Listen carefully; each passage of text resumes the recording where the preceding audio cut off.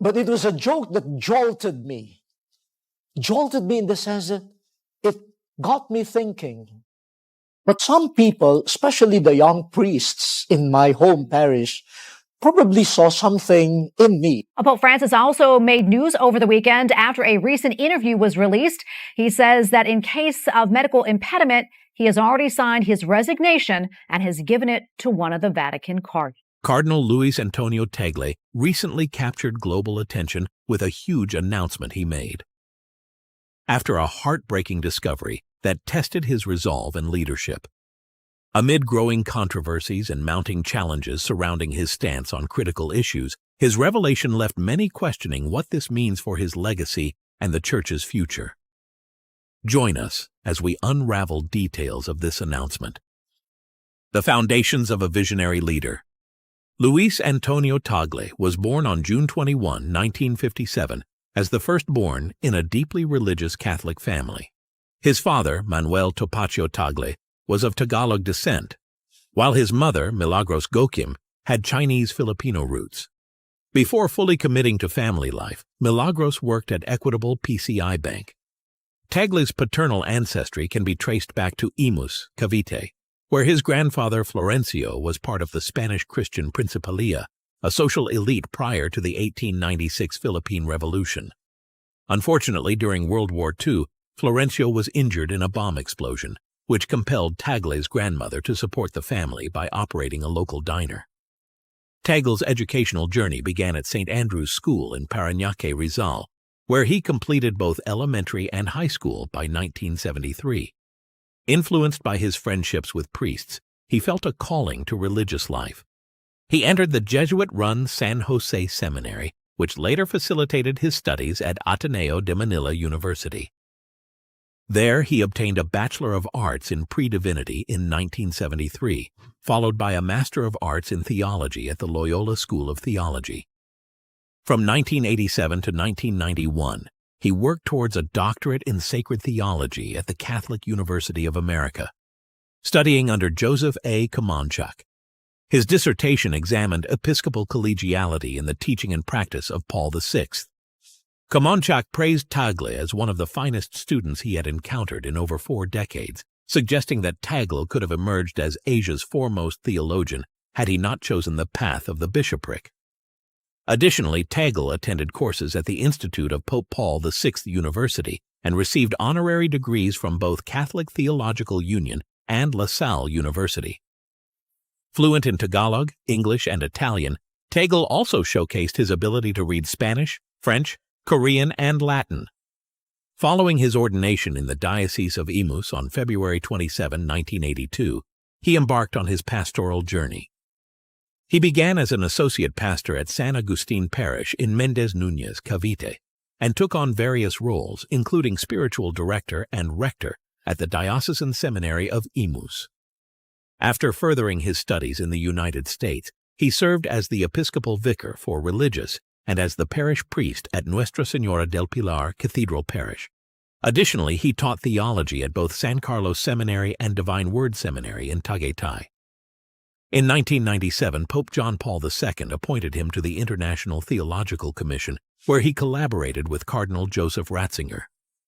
Tagle was also a member of the editorial board for the History of Vatican II project from 1995 to 2001. What kind of leader is Tagle? And why have his leadership skills been questioned?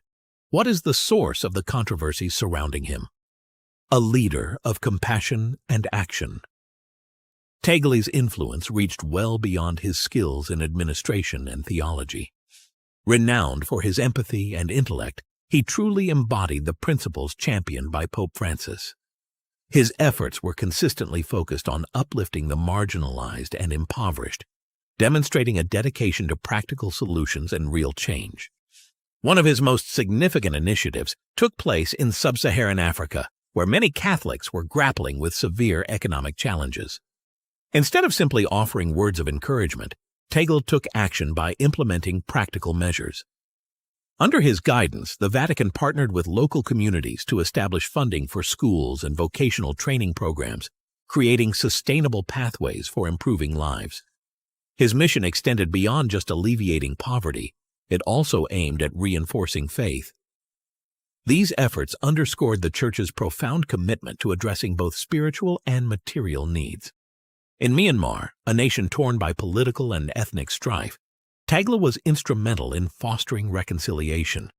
He understood that achieving peace required more than just political agreements. It necessitated bridging different faiths and encouraging dialogue. By uniting Catholic and Buddhist leaders, he established a forum for understanding and unity, providing hope to communities facing division. Tagle's unique approach to enculturation distinguished him further. He advocated for the incorporation of indigenous music, art, and language into Catholic liturgical practices. For him, the Church was not merely an external entity within cultures, but an essential component of them. His vision empowered communities to express their faith in genuine and impactful ways, strengthening their bond with the Church.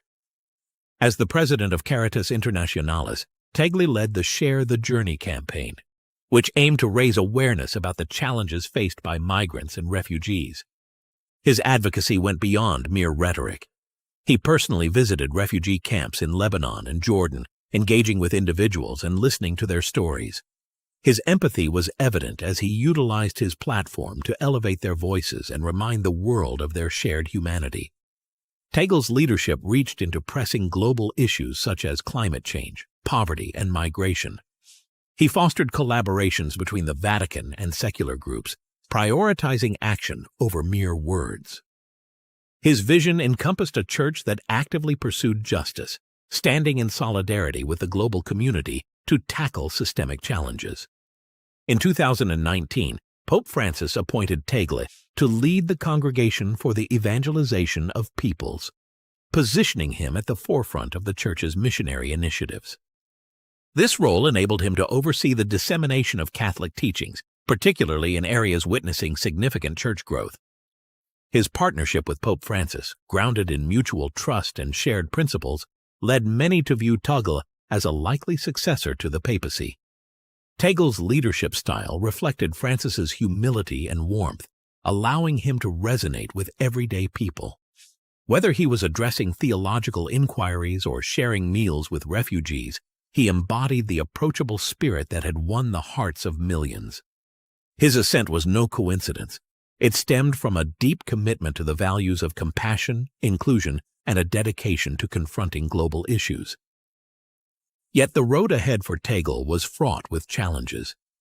Beneath the accolades lay intricate problems that would test his capacity to steer the Church through its most trying times. But why do people still oppose Tagle? Could there be more to his story, or is it related to the possibility of him succeeding Pope Francis? Keep watching to find out. Challenges and controversies on the path to the papacy. Cardinal Luis Antonio Tagle has frequently been viewed as a leading contender in the conversations surrounding the next pope. His compassionate leadership and international appeal have garnered admiration, yet some analysts argue that his path to the papacy is anything but guaranteed. While his close ties to Pope Francis have earned him considerable respect, they also bring certain challenges. Experts believe that Tagle must prove he is more than just an Asian Francis and carve out a unique identity that resonates with the College of Cardinals. 3 significant factors have been identified that could hinder his candidacy. Firstly, Tagle is up against formidable competition from other candidates, notably Singaporean Cardinal William Goh. Like Tagle, Goh is Asian and speaks English, aligning with the Church's growing emphasis on pidgins beyond Europe. However, Goh is perceived as someone who can connect with the Church's conservative factions, a skill that Tagle, known for his progressive views, may find difficult to emulate. Secondly, while Tagle's progressive image is celebrated by many, it also carries inherent risks. He has been a strong advocate for hospitality within the Church, has challenged divisive language, and has pushed for inclusivity, especially regarding LGBTQ Catholics. At a recent Lambeth conference, he cautioned against ethnic and cultural conflicts that could jeopardize the Church's mission and criticized populist movements that he felt misrepresented the essence of unity. Although these views resonate with progressive Catholics, they may alienate more traditional members of the Church hierarchy. Lastly, critics have pointed out Tagle's perceived hesitance to adopt a firmer position on issues concerning China. The Vatican's relationship with Beijing is a sensitive and complex topic, and some believe that Tagle's relative silence on this matter could undermine his candidacy. Observers speculated that other candidates might seem more inclined to confront these challenges directly, potentially giving them an advantage in the eyes of the cardinals. In addition to these particular hurdles, Tagle's resemblance to Pope Francis had sparked both admiration and apprehension. Analysts pointed out that Tagle's language often echoed that of Francis, especially regarding migration and populism. For instance, they recalled Francis's remarks during his return from Kazakhstan, where he framed migration as a chance to enhance the cultural and intellectual landscape of the West. In a similar vein, Tagle had warned against attitudes that could undermine the Church's spiritual unity, emphasizing the need for hospitality and inclusiveness. While these shared values bolstered Tagle's appeal among progressives, they also closely linked him to Francis's legacy, which some factions within the Church might view as a disadvantage. These groups appeared to prefer a leader who could showcase independence and offer a new perspective. Critics also highlighted Tagle's tenure as Archbishop of Manila as a complicating element. The Manila Standard accused him of involving the Church in partisan politics through his outspoken criticism of former President Rodrigo Duterte.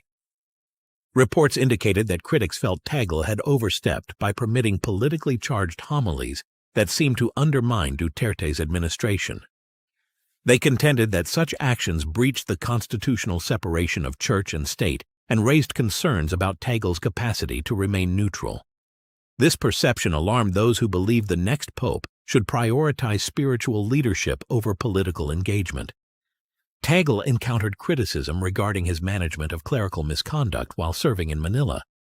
Critics claimed that he did not adequately hold some clerics responsible for their actions, leading to doubts about his ability to maintain discipline within the Church. This perceived lack of firmness prompted some to wonder if he possessed the resolve and authority required to guide the global Church effectively. Why did Tagle remain silent about the challenges surrounding him, and what prompted him to speak up after enduring these struggles? The silent struggle of Cardinal Tagle. Cardinal Luis Antonio Tagle has long been viewed as a significant candidate in the papal race, yet his journey toward the papacy has not been without obstacles. His charm, vast experience, and international appeal have garnered him much admiration, but skeptics frequently wonder if he can emerge from Pope Francis's shadow and carve out his leadership style. These doubts intensified as analysts examined his views on pivotal matters, particularly his stance on China, his progressive image, and his potential to unify a fractured church. Tagle's reticence regarding China has sparked considerable debate within global church circles. The controversial agreement between Pope Francis and the Chinese Communist Party, CCP, intended to enhance relations between the Vatican and China, has faced backlash from those who feel it undermines the Church's principles. Tagle, who shares Francis's cautious stance, has refrained from openly criticizing the Chinese government. Detractors argue that this silence could link him to the Vatican's perceived leniency toward the CCP. Critics have noted that this reluctance is especially notable given Tagle's prominent positions within the Vatican. Serving as prefect for the Congregation for the Evangelization of Peoples from 2019 to 2022, and later as pro-prefect of its successor, the Dicastery for Evangelization, Tagle has held significant sway over the Church's global outreach efforts. Despite being close to the discussions surrounding the Vatican-China agreement, he has seldom addressed the difficulties faced by Christians in China. Adding another layer to this situation is Tagle's background. As a Filipino with partial Chinese ancestry, he hails from a country embroiled in territorial disputes with China. This connection raises further questions for some observers about whether he would tackle politically sensitive topics if he were to ascend to the papacy. They believe that his hesitancy to take a definitive position on the Vatican-China agreement casts doubt on his capability to tackle other geopolitical issues that may emerge in the future. This lack of response was particularly evident during the trial of Cardinal Joseph Zen, a prominent critic of the Vatican's pact with China. Although the trial was delayed, Zen's predicament underscored the ongoing tensions between the Church and Beijing. Pope Francis had taken a diplomatic approach towards China, even attempting to arrange a meeting with Chinese President the 11th Jinping during a visit to Kazakhstan, which was ultimately declined. Tagle, who supported Francis's dialogue-focused strategy, refrained from commenting on these developments, prompting critics to view him as complicit in a policy that some argued weakened the Church's moral standing. Tagle's alignment with Pope Francis brought both advantages and disadvantages. His rhetoric frequently echoed Francis's, especially regarding migration, inclusivity, and dialogue. These common values appealed to progressives, but also closely tied him to the current Pope's legacy, which could alienate more conservative elements within the Church. Detractors contended that the Church required a leader capable of demonstrating independence and providing a new viewpoint. Complicating Tagle's candidacy were criticisms of his domestic performance in the Philippines. During his time as Archbishop of Manila, he faced accusations of involving the Church in partisan politics by openly opposing former President Rodrigo Duterte's government. Critics argued that Tagle allowed homilies filled with divisive political messages, which some believed breached the constitutional separation of church and state. Others questioned whether this political engagement detracted from his focus on spiritual leadership. Tagle's handling of clerical misconduct during his time in Manila faced considerable backlash. Critics claimed he did not adequately hold certain clergy accountable, raising doubts about his capacity to enforce discipline within the Church. Many felt that his apparent leniency diminished his prospects as a formidable leader, particularly in light of the expectations surrounding the next pope. Nevertheless, Tagle continued to play a pivotal role in shaping the Church's direction. His perspectives on the Second Vatican Council garnered respect, although they also stirred some debate. As part of the editorial team for the Significant History of Vatican II, Tagle penned a chapter that examined Pope Paul VI's actions during the Council. While his insightful analysis received commendation, some critics argued it lacked objectivity. Nonetheless, his defense of Pope Paul VI's approach, which embraced a variety of viewpoints, showcased his grasp of the intricate dynamics of church leadership. Tagle's challenges were not limited to his domestic and academic pursuits. Within the College of Cardinals, he contended with formidable rivals like Singaporean Cardinal William Goh, who had a knack for resonating with conservative groups. Goh's skill in bridging ideological gaps provided him with a strategic edge. In spite of these hurdles, Tagle's advocates contended that his progressive outlook and global appeal represented a beacon of hope for the Church's future. They believed that his focus on inclusivity and dialogue could steer the Church through worldwide challenges, while critics insisted he must confront his perceived shortcomings to bolster his candidacy. What discovery did Tagle make? And how did it lead to the huge announcement he made? The huge announcement. Cardinal Luis Antonio Tagle, a key leader in the global Catholic community, recently made a significant announcement following a deeply moving realization. This insight, which intertwined his personal convictions with his aspirations for the Church, has ignited a broad conversation. During a special assembly at the Vatican, he addressed the pressing issues faced by marginalized groups and the Church's responsibility in tackling these challenges.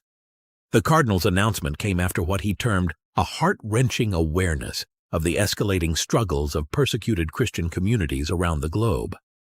Tagle recounted his experiences while leading the Congregation for the Evangelization of Peoples and later the Dicastery for Evangelization, where he encountered numerous stories of Christian suffering, especially in areas where religious freedoms are severely restricted.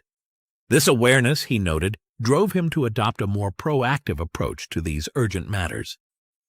In his address, Tagle introduced a new initiative designed to bolster support for persecuted Christians worldwide. He outlined a detailed plan that aims to provide both material and spiritual assistance while also promoting stronger diplomatic measures to safeguard religious freedoms. This program, named Faith in Solidarity, represents a pivotal moment in his leadership, highlighting the Church's duty to take decisive action during crises. Tagle elaborated that this initiative stemmed from his personal reflections and his visits to conflict-ridden regions.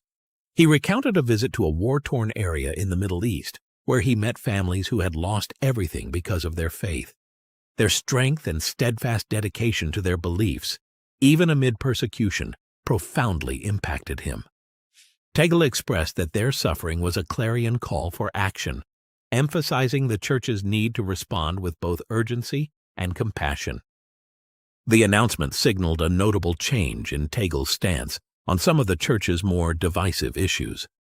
He openly tackled the criticisms regarding his perceived inaction on politically charged matters, especially concerning the Vatican's relationship with China. While he did not specifically mention the Vatican-China agreement, he recognized the challenges of engaging in dialogue with countries that limit religious freedom. Tagle stressed that his new initiative would focus on transparency and accountability, reaffirming the Church's commitment to safeguarding its most vulnerable members. Observers remarked that this announcement represented a shift from Tagle's previously cautious tone. Many interpreted it as an attempt to carve out a unique leadership style, distinct from Pope Francis, with whom he has frequently been compared. By addressing the criticisms aimed at him, particularly his hesitancy to engage with politically sensitive topics, Tagle demonstrated a readiness to face challenges directly, a trait many consider vital for anyone with aspirations for the papacy. The timing of the announcement was also significant, coinciding with the ongoing trial of Cardinal Joseph Zen, a prominent critic of the Vatican-China agreement. Although Tagle did not comment on the trial itself, his focus on solidarity with persecuted Christians was perceived as a subtle recognition of the Church's duty to support those who risk their lives for their beliefs. Critics have raised concerns about whether Tagle's initiative will bring about genuine change or merely serve as a distraction from previous controversies. Some doubt his capacity to effectively address the intricate geopolitical issues surrounding the protection of persecuted Christians, especially in areas like China, where the Church's relationship with the government is notably strained. Conversely, supporters have lauded the initiative as a meaningful advancement. They highlight Tagle's commitment to inclusivity, compassion, and proactive measures, which align with his enduring dedication to marginalized communities. In his concluding remarks, Tagle called for a united global effort, encouraging Catholics to support the Faith in Solidarity initiative and underscoring the necessity of collective action to aid those in distress. If you enjoyed this video, like and subscribe, and also click the next video shown on your screen.